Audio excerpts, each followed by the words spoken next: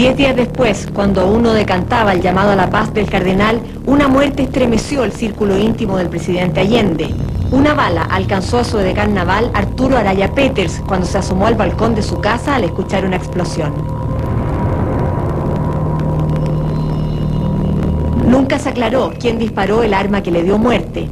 En su funeral 2 meses antes del 11, confluyeron los partidarios de Allende y quienes estaban fraguando la intervención militar, entre ellos el almirante José Toribio Merino.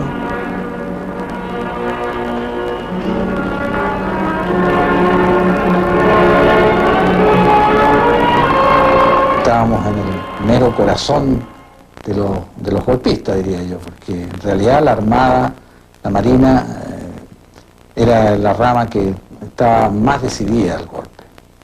De manera que las miradas asesinas que vimos de los oficiales no es fácil olvidarlas. En La Moneda cundían los rumores de un golpe de Estado, pero el presidente Allende mantuvo inalterable su postura respecto al rol de las Fuerzas Armadas. Se los digo a ustedes, que la dignidad de los soldados de la patria no tiene precio. Y podrán acumular los dólares que quieran, pero no me imagino un hombre que viste el uniforme de Chile vendiendo la dignidad de su patria y pretendiendo burlar la voluntad del pueblo, porque por último las Fuerzas Armadas son el pueblo con uniforme y nada más.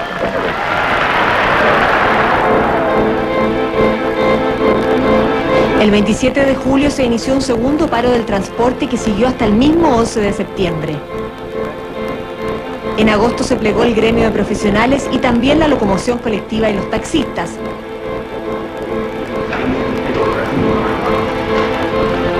Por segunda vez, el presidente Allende apeló a los militares y los integró al gabinete para poner orden. Prats en defensa y el comandante en jefe de la FACH, César Ruiz, en transportes. Hay unos 8 o 10 orificios por donde asoman las pistolas que lanzan bombas de carabineros. Nos han dicho que es uno de los camiones más antiguos, sin embargo, no lo habíamos visto en acción hasta este momento. Cada vez que avanza, retrocede la gente. Aquí viene una bomba cerca de nosotros. Pese a los intentos del presidente, los gremios siguieron protestando, porque aún estaba pendiente un tema de fondo, la propiedad de las empresas. Hasta ese momento, la UP había traspasado al área social un total de 500, vale decir, las tenía intervenidas o requisadas. Entonces, Allende propuso reformar la Constitución y definir la propiedad, creando 3 sectores: empresas sociales o estatales, empresas mixtas y un tercer sector privado. El presidente buscó el apoyo de la DC, pero el partido pidió definir el punto en un plebiscito y además condicionó su apoyo. Yo no dialogo con alguien que me pone la pistola al pecho, no por miedo, porque si el gobierno quiere ejercer presión, no nos va a arrederar y nos va a encontrar al frente. Pero en cambio, si quiere verdaderamente una solución democrática, tiene que eliminar la presencia de los grupos armados y volver a la normalidad institucional del país. Intentando acercar posiciones, el cardenal Silva Enríquez invitó a comer a su casa a Allende y al líder de la oposición, Patricio Aylwin. Pasamos rápidamente a la mesa porque era muy tarde. Recuerdo que le dije más o menos esto: usted puede pasar a la historia con 2 imágenes, como el hombre que destruyó un sistema o como el hombre que echó las bases de un nuevo sistema. Pero si usted quiere echar las bases de un nuevo sistema, usted tiene que hacer una pausa, tiene que poner un orden, tiene que buscar acuerdos con otros sectores de la sociedad. El diálogo no prosperó y Allende siguió gobernando, pero en minoría. Debíamos haber sido más amplio y ahí afectaba mucho el sectarismo que en el seno de la Unidad Popular se hacía presente. ¿Qué provocó ese sectarismo, cree usted? ¿O quién? Yo creo que son concepciones estrechas y una sobrevalorización de nuestras posibilidades, una subestimación de las dificultades. El gobierno de la UP había logrado mejoras sociales importantes. En la reforma agraria había entregado 50.000 títulos de dominio repartiendo campos expropiados. Las minas habían regresado a poder del Estado chileno. Pero las cuentas fiscales seguían en números rojos y la inflación estaba empinada en un 508%. Los logros en pro de una mayor igualdad estaban empañados por la crisis. Entonces, claro, Allende hizo cosas ligadas a la gente, pero no la hizo bien, la hizo mal. Una empresa estatizada debe haber sido la joya en productividad, y era la joya en tontera, en flojera, en marcha, y eso no era posible. Yo tenía una gran pelea en la fábrica, pues yo veía la fábrica, decía para abajo, se me acababa mi fuente de trabajo, yo no podía aceptar eso. Una señora modesta pobladora, dime. Que se asomara un poquito por aquí, el compañero. Que venga a ver lo que quiere la mujer chilena, que se vaya. Señora, ¿de dónde viene usted? Yo vengo de acá. Mientras el gobierno intentaba acuerdos con la DC, la inestabilidad política abrió otro flanco de tensión en la FACH. El comandante en jefe César Ruiz renunció al gabinete de transportes el 17 de agosto, agobiado por el paro gremial descontrolado. Allende le pidió que también renunciara a la comandancia en jefe. ¿Dejó el puesto de comandante en jefe de la Fuerza Aérea? También. ¿No sabe quién es su sucesor? No tengo ningún antecedente sobre la materia. Al parecer sería el general Lee. ¿Cuál es su opinión? No tengo opiniones porque no conozco la actitud de la noticia que usted me proporciona. Hubo horas inciertas, porque Ruiz se resistía a abandonar la comandancia y en el intertanto el general Lee fue llamado a la moneda. Y de pronto se abre la puerta, irrumpe el señor Allende, congestionado, y me dice: ahora ve, su general ha renunciado a ambos cargos, usted no tiene ninguna excusa para no aceptarme el mando de la facha. Esperé yo unos instantes, esperando que saliera César Ruiz. De pronto sale César Ruiz con los ojos llenos de lágrimas, me da un abrazo y se va. Gustavo Lee fue nombrado comandante en jefe de la FACH el 17 de agosto, mientras seguía participando de los preparativos del 11. ¿No le provocaba esto conflicto interno, la obediencia debida al presidente de la República y a su vez estar planificando o al menos estar pensando en derrocar al gobierno constitucional? No. Era tan desesperante la situación, era tanta la presión civil hacia nosotros desde afuera, que nos tiraban maíz, acuérdese, trigo, qué sé yo. Y había una verdadera presión hacia nosotros, como los únicos que podíamos hacer algo, los únicos ya en ese momento.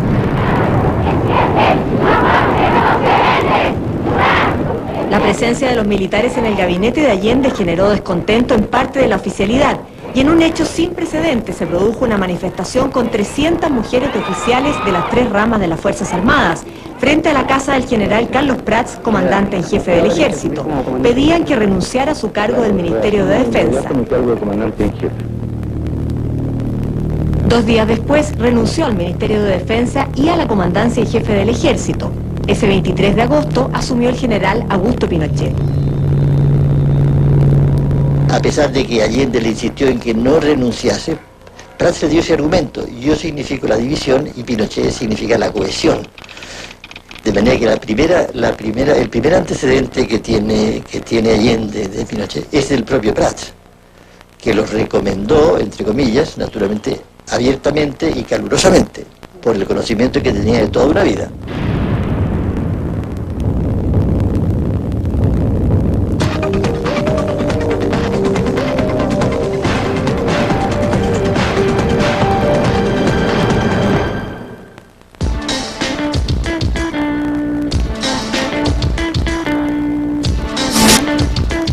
Estoy contento de haber confiado en la solidez de AFP Cuprum.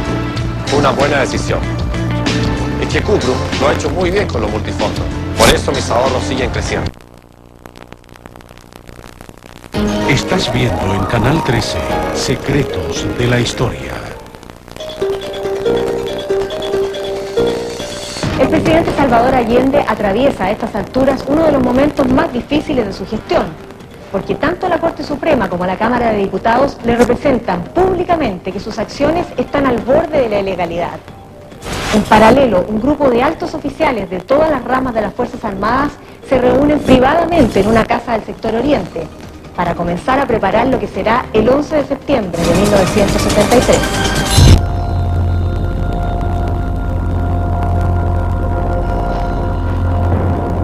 El mismo día de la renuncia de Prats, la Cámara de Diputados aprobó un documento con los votos de la democracia cristiana y la derecha para representar al presidente Salvador Allende el grave quebrantamiento del orden constitucional y legal que se había producido. El punto más controvertido es que emplazaron textualmente al mandatario y a los ministros uniformados a poner término inmediato a la situación. Yo nunca entendí, nunca se me pasó por la mente que eso pudiera ser invocado como un pretexto para dar un golpe de Estado, porque era todo lo contrario. Era un llamado a respetar la Constitución y a mantener el régimen democrático. Pero a mí me parece que dado el texto que tenía, el contexto político que se vivía y la conclusión, que era un llamado a los uniformados, era muy difícil que no se tradujera en algo distinto de lo que finalmente provocó. Alarmado por el curso de los acontecimientos, esa tarde del 23 de agosto el presidente Allende citó al Consejo de Seguridad a La Moneda. Estaban presentes todos los comandantes en jefe, incluido Lee y Pinochet. Los rumores de golpe de Estado eran cada vez más insistentes. Impertérritos estaban todos, aunque pesaron, yo creo, le impactó la forma como lo dijo y la advertencia que hizo Allende. Pueden matarme, pero yo no voy a dejar el cargo, ni voy a dejar La Moneda.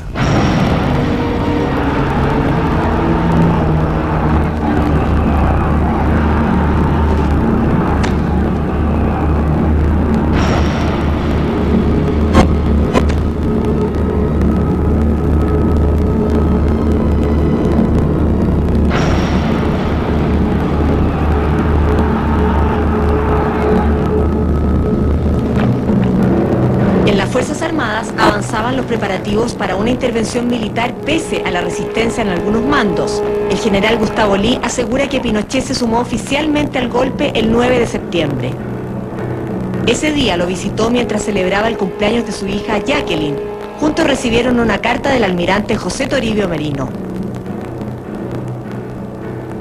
Decía finalmente Merino, si están conformes con lo que yo les digo, fírmenme este papel. Yo firmé inmediatamente.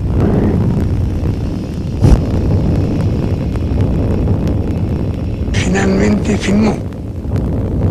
Ese fue el primer indicio verdadero que nos dio a la Armada y a la Fuerza Aérea que el ejército iba.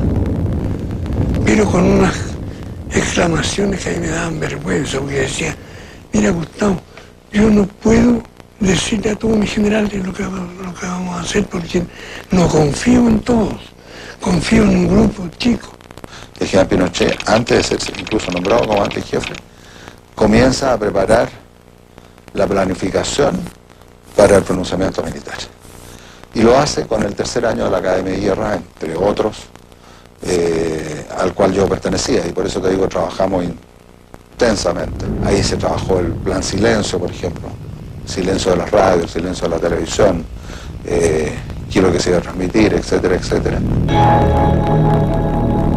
En ese intertanto, Carlos Prats intentó una gestión en privado y visitó a Allende 3 días antes del golpe. En esa reunión, una de las cosas que le sugirió como solución a lo que Prats veía como inminente era de que él pidiese un permiso constitucional y se alejase del país. Y Allende le dijo que él jamás iba a alejar del país. 2 días antes del golpe, Carlos Altamirano encendió el debate político. Altamirano hizo un discurso verdaderamente incendiario. Y ahí yo diría que la Unidad Popular pasó el último umbral, porque lo que hizo Altamirano fue reconocer que estaba a la izquierda trabajando directamente en la sublevación de la Armada y en definitiva en la infiltración de las Fuerzas Armadas. No sacará nada esta justicia de clase con desobrarnos, porque la verdad, compañeros, es que tuve una reunión con un postmarinero, con alguno de ellos.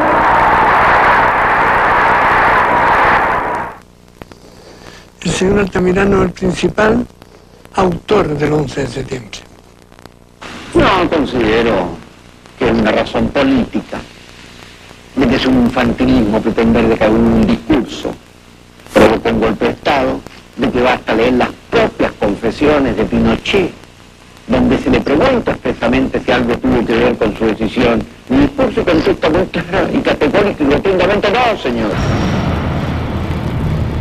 En un último esfuerzo por una salida pacífica, el presidente Allende tomó la decisión de convocar a un plebiscito para que fueran los ciudadanos quienes decidieran sobre la propiedad de las empresas y otros temas de relevancia.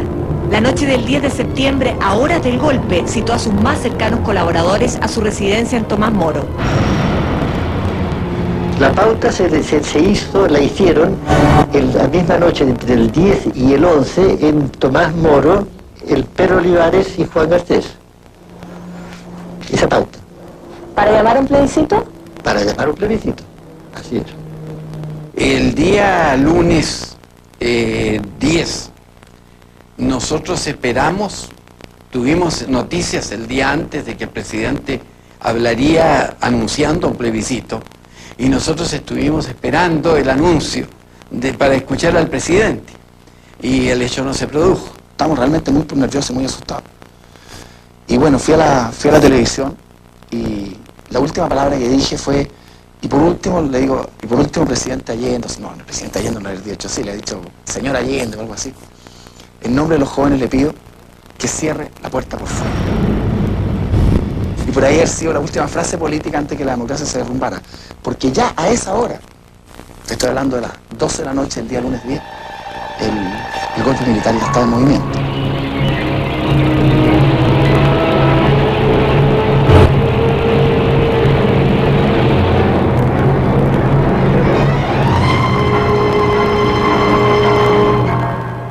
Muy pocas horas durmió el presidente Salvador Allende esa noche del 10 de septiembre de 1973.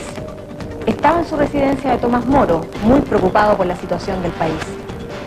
En el próximo capítulo veremos el minuto a minuto de la jornada del golpe militar, que marcó para siempre la historia de todos los chilenos. Hasta entonces.